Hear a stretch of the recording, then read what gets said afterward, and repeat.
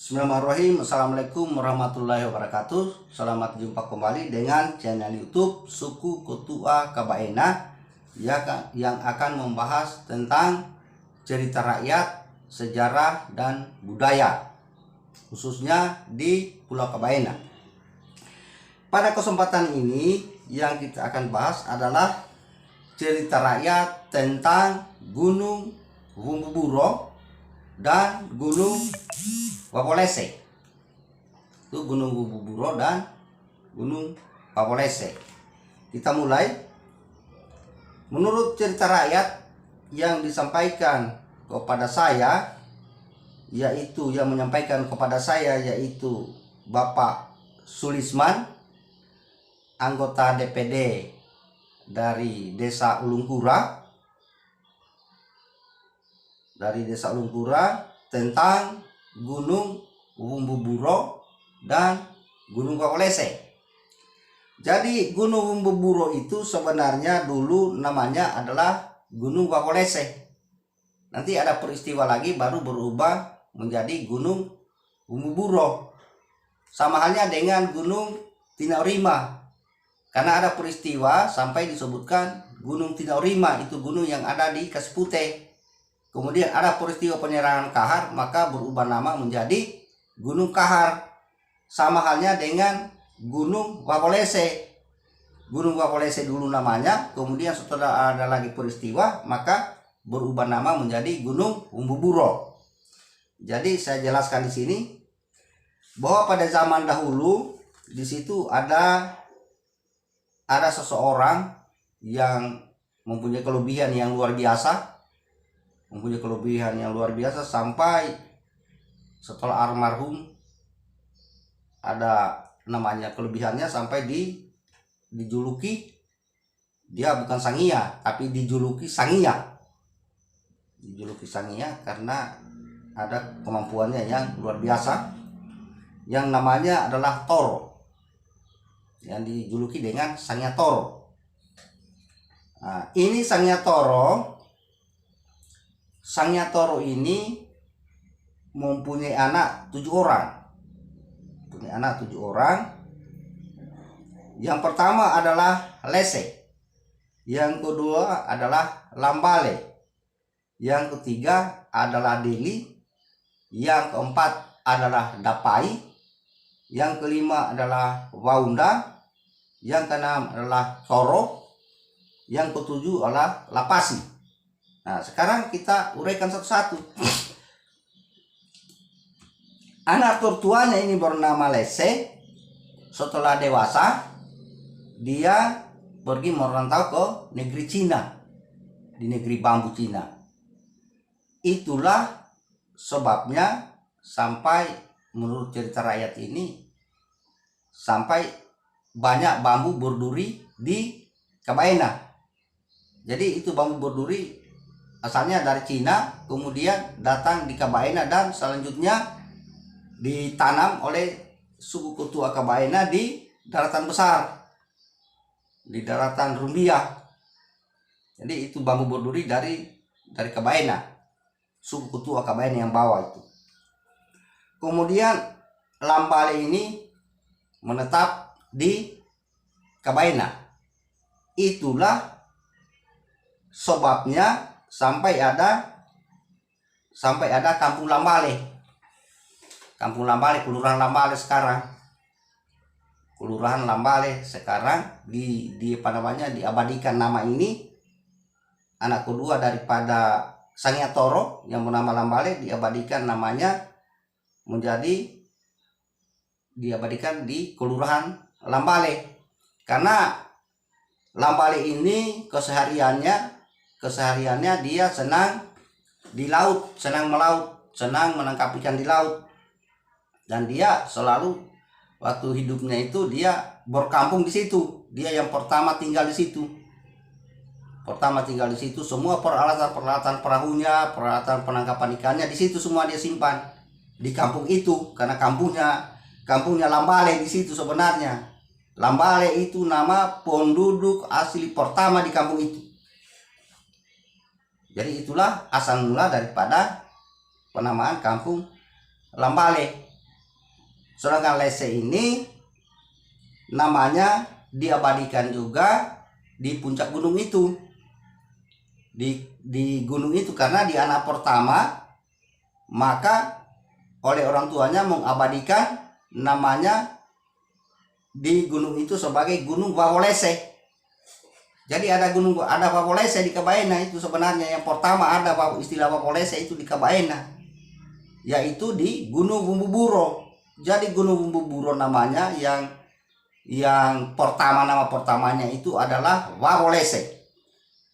Jadi kalau cari itu Wawolese itu Bumbuburo, karena akan saya jelaskan bahwa di Wawolese itu ada benteng kerajaan di Wawolese. Jadi yang mengaku itu bahwa Wawolese ya apa semua itu pusat, mana buktinya? Mana buktinya? Jadi itu di Wawolese, di Kabaena itu ada buktinya. Ada benteng kerajaan di sana. Benteng Wawolese itu, atau disebut juga Wawonseru. Itu nama benteng itu, benteng yang paling besar di Kabaena itu sudah benteng itu. Kemudian anaknya yang ketiga ini yang bernama Deli, dia ke Buton. Dia merantau ke Buton. Kemudian anaknya yang keempat ini dia merantau ke yang bernama Dapai ini merantau ke Jepang. Jadi ada pertalian itu ke Jepang. Kemudian Waunda ini dia merantau ke Muna. Kemudian Coro ini dia merantau ke Coro ini dia menetap juga di Kabaena. Koro ini. Selanjutnya Lapasi dia merantau ke Muna. Kemana? Ke Muna. Jadi dua orang yang pergi di Muna, anak daripada Sangya Toro ini, yaitu Lapasi dan Waunda, satu laki-laki dan satu perempuan. Jadi mereka itu ada orang suku Ketua Kabaena di Muna, ada keluarga suku Ketua Kabaena di Muna. Cuma yang ke sana itu sudah tidak bisa lagi berbahasa suku Ketua karena sudah lupakan, karena sudah berbaur. Begitu juga yang di Buton, yang ada di Buton, sehingga Buton dengan Kabaena itu tidak bisa dipisahkan sebenarnya, tidak bisa dipisahkan karena ada juga ini yang sejak zaman dahulu itu sebelum sejarah, masih prasejarah ini sudah ada memang orang Kabaena suku Ketua yang ke Buton, yaitu Deli. Nah, terus ada juga nama jalan di sana, yaitu Jalan Toro di Kelurahan Donggala. Itulah sebabnya sampai ada Jalan Toro di Kelurahan Donggala dan ada Kampung Lambale, karena Toro ini adalah Sangya Toro dari Bumbuburo yang masih disebut itu hari Gunung Wawolese. Hanya orang bilang Wawolese. Kemudian ini orang tua mereka bernama Toro. Itulah nama Toro ini yang diabadikan menjadi Jalan Toro di Kelurahan Donggala. Dan nama Lambale ini yang diabadikan menjadi Kelurahan Lambale karena kampung itu penghuni pertamanya adalah Lambale namanya.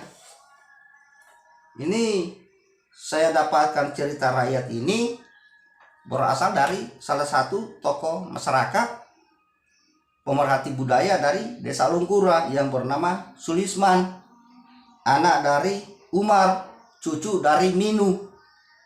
Inilah cerita tentang adanya Gunung Wawolese. Kemudian saya belum jelaskan kenapa sampai ini Gunung Wawolese berubah menjadi Bumbuburo. Karena gunung ini keramat. Gunung ini zaman dahulu keramat atau angker, tidak bisa sembarang lewat.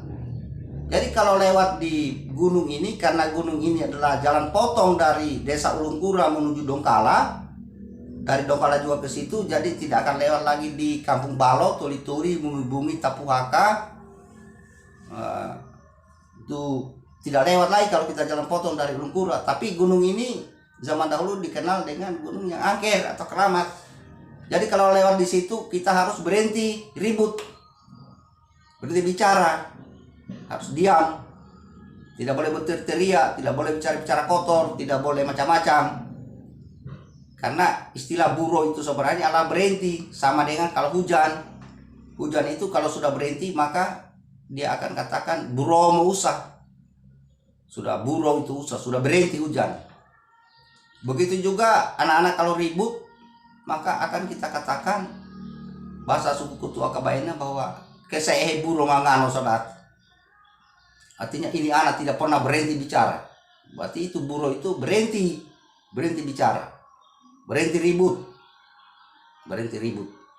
Jadi kalau lewat di gunung itu maka kita harus buro, harus berhenti ribut. Kemudian lewat di situ kalau kita istirahat harus duduk, harus beretika, tidak boleh singgah di puncak gunung itu baru kita cerita-cerita sambil berdiri, sambil melempar, memaki-maki, tidak boleh. Kita harus buro di situ, tenang. Artinya itu tenang, kalau lewat di situ kita harus tenang. Jadi kalau tidak tenang ada sesuatu yang akan menjumpai kita. Kadang-kadang menurut cerita rakyat itu kalau lewat di situ itu kita akan digigit lipan kalau kita tidak beretika. Tiba-tiba itu muncul lipan dari bawah daun-daun itu, dia akan menggigit. Dan ada juga menurut cerita rakyat itu yang pernah digigit ular hitam. Tiba-tiba muncul ular menyerang kita. Kalau ribut, kalau tidak buro di situ, kalau tidak tenang. Makanya itu ada nama lainnya yaitu Wumbu Buro, dan nama pertamanya itu adalah Wawolese. Akibat daripada adanya anak daripada Sangyatoro yang bernama Lese. Itulah yang diabadikan menjadi Wawolese. Karena di situ ada buktinya, ada benteng besar di situ. Bahwa disitulah pernah ada pemerintahan dan kehidupan. Jadi tentang ini akan saya jelaskan pada pertemuan berikutnya tentang benteng Wawolese yang ada di sana, yang biasa juga disebut benteng Wawonseru. Itu bukti bahwa ada kerajaan besar suku Tokotua Kabaina bahkan sebelum sejarah sudah ada, karena ada bukti. Dan ada Gunung Wawolese. Saya kira untuk sementara cukup sekian. Assalamualaikum warahmatullahi wabarakatuh.